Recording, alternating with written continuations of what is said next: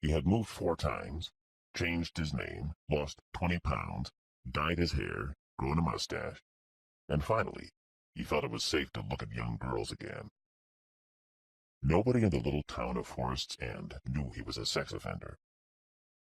Lupo got a job with a lawn-cutting service, and he worked hard all that summer in the sun, cutting lawns and scoping out the little girls playing hopscotch in the streets, or riding their bikes, or walking to the neighborhood pool in their swimsuits. There was one who caught his interest. Strawberry blonde ringlets, button nose, freckles. He was entranced with her. As luck would have it, her grandmother was one of his customers. Every Friday he cut the grandmother's lawn, and most times the little girl named Sandy came riding over on her bike to eat lunch with her grandmother. Lupo tried to resist, but he found the fantasies had started again. Every glimpse of Sandy made him flushed with excitement, and his mouth went dry, and his palms got sweaty. He knew what that meant. It was only a matter of time before he had to act again. He gave in to the fantasies and started planning the thing. He ingratiated himself with the grandmother so that she wouldn't suspect him. He made sure to stop and chat with her when she was out working in the garden. He made jokes and complimented her on the homemade lemonade she brought out to cool him off in the hot sun. Before long, she was letting him come inside the house to use the bathroom. And one time, she even introduced him to her granddaughter, who was sitting at the kitchen table eating a peanut butter sandwich. He smiled and told her she was pretty. He had to put his hands behind his back because they were twitching. Outside, he crushed a soda can and spat. The second Friday in August was when it had to be done. His fantasies were so strong he couldn't sleep at night, and he knew he had to do it now. He had a plan all worked out. He would tie up the old lady and gag her before Sandy arrived, then let Sandy in. "Your grandmother is upstairs, and she told me to answer the door," he would say. When he finished his ritual with Sandy, he'd tie her up and gag her too, then call his boss and say he was sick and needed to take the afternoon off. That would give him a head start, and by the time anybody found out what he'd done, he'd be hundreds of miles away. When the day came, he mowed half the lawn, then turned off his lawnmower and pretended it had stalled out. He bent down to work on it, then took out his penknife and made a small incision in his finger. When the blood came, he got up and headed to the door. "Do you have a bandage?" he asked, when the old lady came to the door. I cut myself fixing the lawnmower." Her eyes widened behind her glasses when she saw the bright red blood on his finger. "You poor dear," she said. "Of course. Come right in." She led him to the kitchen and said, "Just wash it off in the sink while I get you a bandage." "Thank you." He washed the finger, feeling his pulse quickening and his mouth starting to go dry. "Oh, fudge," the old lady said, peering into a kitchen cabinet. "I must have left the bandages upstairs. I'll go get one." This was going to be almost too easy, Lupo thought. All he had to do was tiptoe upstairs, knock her unconscious, stuff a sock in her mouth, and tie her up. In minutes, Sandy would arrive, and then, as they used to say in prison, mayhem. He waited a moment or two, then found his way to the stairs and started up. He flinched when a floorboard creaked. She didn't seem to hear it, so he continued softly upward. At the top, he made a left and walked down the hall to the bathroom. There was a room next to the bathroom, and as he got close, he heard a movement coming from that direction. "In here," came a voice. It sounded like the old lady, but yet different. Even better, he thought. She'll be easier to overpower if I can push her down on the bed.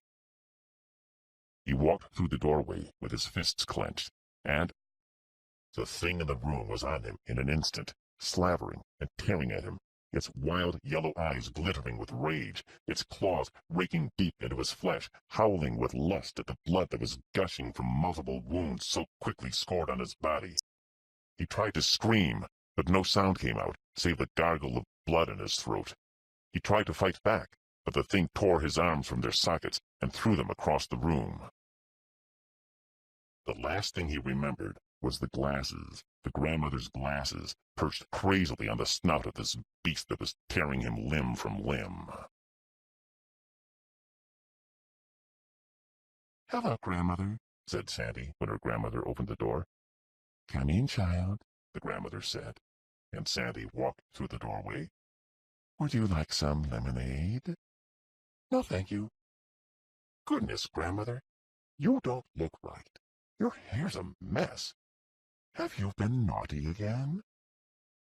"Oh, dear, I'm afraid I have. I can't hide anything from you." "Grandmother, I'm so disappointed." The grandmother sighed and adjusted her glasses. I know. He was such a nice young man, too. But he cut his finger, and, well, you know how it is when there's blood around." "Blood?" Sandy said. The grandmother smiled. "Yes, he's in my bedroom. Would you like to go up and have lunch?"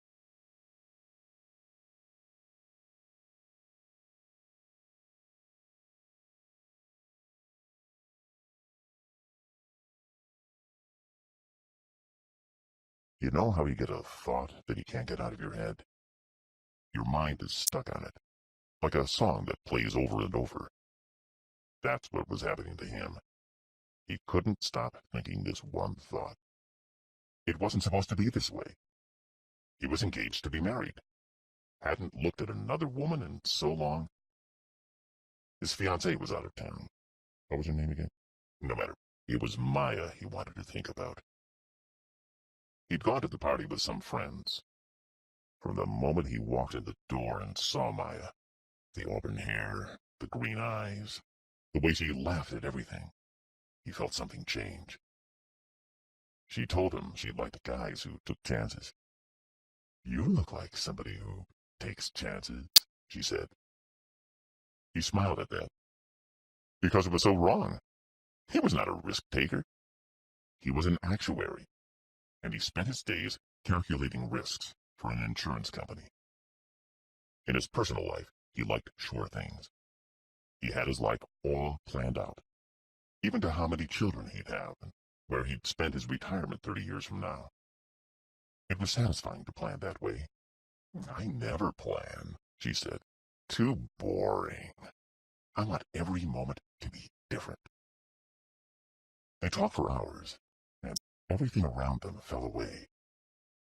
He was not aware of anyone else, of other conversations, of the time passing.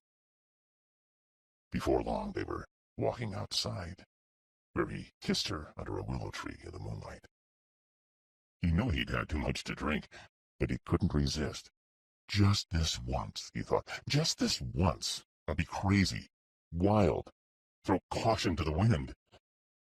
Her kisses were electric, unlike anything he'd ever experienced. He felt himself letting go. "I have a great idea," she said. "Let's go swimming in the quarry." "I don't like to swim. I can't float." "Oh, come on. Don't be a spoil sport. It's great fun."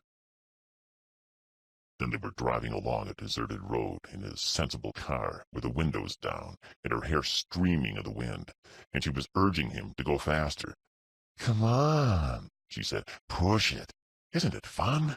We're all alone. Let's have some fun. Go faster." He'd had too much to drink.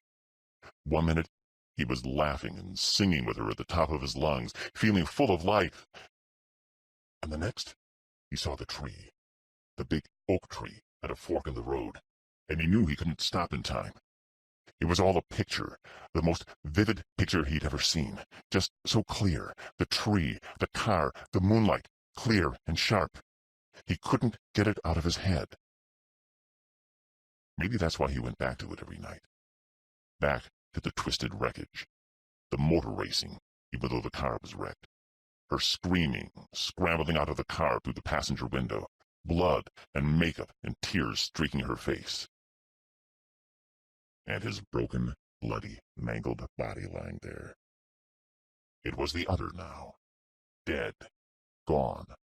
All the plans turned to ashes. The picture was stuck in his head, and it kept repeating over and over. Forever.